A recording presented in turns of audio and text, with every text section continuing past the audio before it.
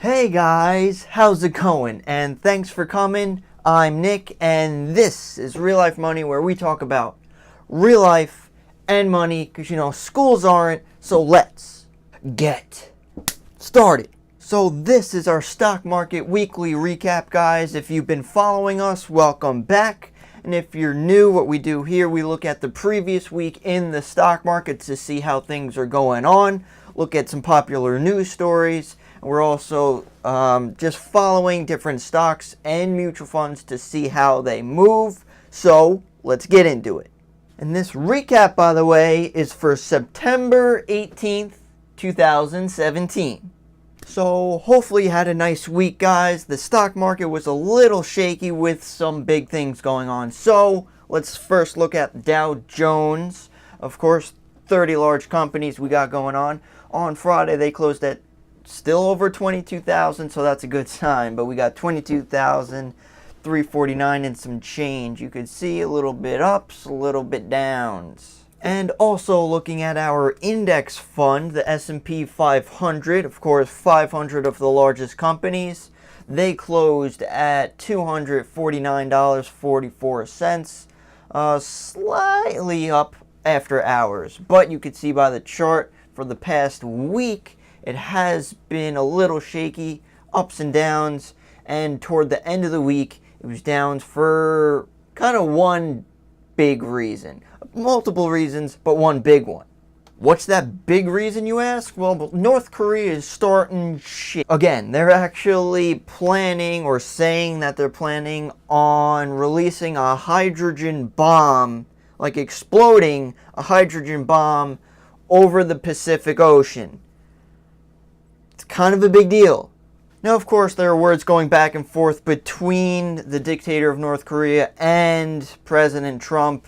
Not going into that. Now, North Korea has already tested a hydrogen bomb underground, and now they're threatening to do it in the ocean.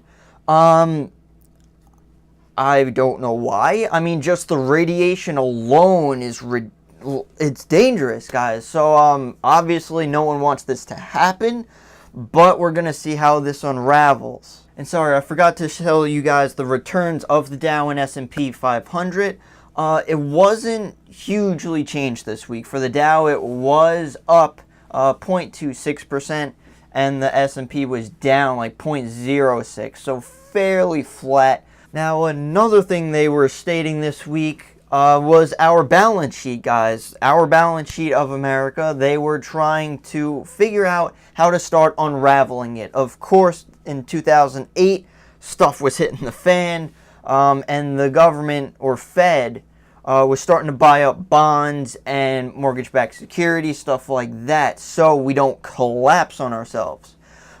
So a couple of years ago, they stopped buying those, and they're finally starting to unravel that. Right now, we have $4.5 trillion of, it's basically garbage. So their plan, whether this is going to work or not, they're going to start unraveling it $10 billion a month. And then for every quarter, they're going to increase that by $10 billion. Now, I'm not really sure how this is going to play out. They don't know how this is going to play out. This is the first time ever this is going on, guys. So hoping for the best. This might cause some problems. We're going to have to see and find out. And one more news story before we get into the stocks and mutual funds. Something that came out of nowhere to me. I found out like Tuesday or Wednesday, something like that. But Toys R Us. Yeah, the place that you used to go get your toy trucks or your Barbie dolls, whatever you were into. They went bankrupt.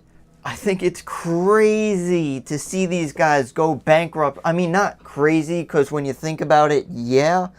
But they were like always there, and now all of a sudden it's a problem. And a direct competitor of Toys R Us, guys, is just Amazon. Amazon is like ripping retail's spine out. So Amazon is shaking everything up, guys, basically, especially in the retail world. So I'll give you a chart with Amazon right here. They are doing fairly well. Some people say they're overvalued. Some people say they aren't. I mean, for the long term, I'll be completely honest, I think they're just going to destroy it in the long term. They're just growing like ridiculous. They're putting a bunch of companies out of business. I mean, in the short term, it could fall. No one knows. But if you're talking like 2, 3, 4, 5 years, I think it's pretty solid. So as we're talking about individual stocks, guys, let's get into our stocks that we're looking at, starting off with Apple. Slap to the face this week, guys. Apple closed down over like 5%. They're closed on Friday at 151.89. I mean, slightly up after hours, not much. But look at that chart, just down, down, down. The main reason for this is because they did release a couple products a week or two ago, and their Apple Watch, the Series 3, and iPhone 8 are out. So they're not getting great reviews, honestly. For the Apple Watch, their service is actually not doing good. The watch was having bad service issues, so obviously this isn't looking good for Apple. And same thing with iPhones. Their launch wasn't spectacular. So they're not the most attractive stock this week. Obviously, you could see that in the share price. It's going way down. Could this be a buying opportunity? Possibly. So I'm keeping an eye on it. And of course, we're still waiting for the iPhone X to come out. So the iPhone 8, that launch wasn't great compared to previous phones. But I think a lot of people are more focused on the iPhone X. So once that comes out, it might be doing a little bit better, especially for the holiday season. A lot of people are probably getting it. So by no means is Apple a bad stock, maybe for the short term if things continue to go south. But it's Apple, guys. Come on. Like, it'll rebound. They'll fix the problems. They're definitely like small, maybe not small problems, but they're short-term problems. For the long term, they're still doing great. Moving on to our next stock that we're looking at is big old Disney over here. They're fairly down, guys. I'm not going to lie to you. On Friday, they were down to $98.60. They still are under $100. For this week, they are slightly up of 0.4%. But, of course, still focusing on the ESPN things. But I'm really interested to see how it does once Star Wars comes out. Because Star Wars is Star Wars. Face it, whether you like Star Wars or not, crap load of people are going to see the movie. I mean, I'm probably going to see it. I mean, I'm not one of those interesting people that I'm going to dress up as Yoda toward the movie, but I'm going to go see it. Moving on up to Facebook.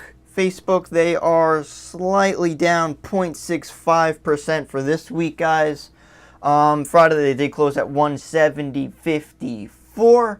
And you're probably going to see with a bunch of these stocks toward the end of the week, they're just going to go down just because of basically the North Korea news. No matter what stock you're holding, whether it's a good or bad company, since an economic standpoint or like a country standpoint, back up a bit, North Korea is a problem. And a quick little news story with Facebook. They're actually likely moving into China for next year. So that could probably bring in some decent growth for them. Especially, like, China's economy is they're doing very well. So that'll probably help them out. And of course, moving on to another tech giant, we're looking at Google. They did close at $928.53. Now, Google had a pretty good week for, I know one news story that I saw. So for this week, they are up over 1%. But I did see they are planning to, I'm not sure if it's certain, but they're acquiring HTC. It's a smartphone maker. So that could definitely boost their market share in smartphone sales. It's one of those smartphones that, it's not a huge market, but it is a market. And coming up on our final stock, we're going to be looking at some mutual funds in a second, but our last stock that we're looking at right now is Starbucks. They moved up a decent amount. I mean, they're up 0.8%. I mean, I'm not going to go into incredible detail each week, guys. If there's a huge move, 1, 2, 3, 4, 5+%. But if it's like under 1 or 2%, it's not like a huge deal. But they are still doing fairly well. On Friday, they did close just over $55. And like I promised, guys, moving on to our mutual funds with our Fidelity Contra Fund. Again, this chart is to the 1 month because that's the lowest amount of time we could do. But for the week, the past week, they are slightly down 0.32%. They closed on Friday at 120.61. And last but not least, our experimental mutual fund with our small cap. Again, this chart is for a month, but for the past week, they are up almost 0.5%. They closed at $54.03. So those are all the stocks and mutual funds that we were looking at, guys, for our 7th week, going strong. For right now, should we get in? Again, my opinion. For me personally, I wouldn't, because it's very, very unsure of what's going down, especially with North Korea. Are they going to do this bomb? Aren't they? We don't know. If it does happen, I could guarantee you if it happens, the market's just going to dip. Could that be a buying opportunity? Possibly. But we're just going to wait to see what he does.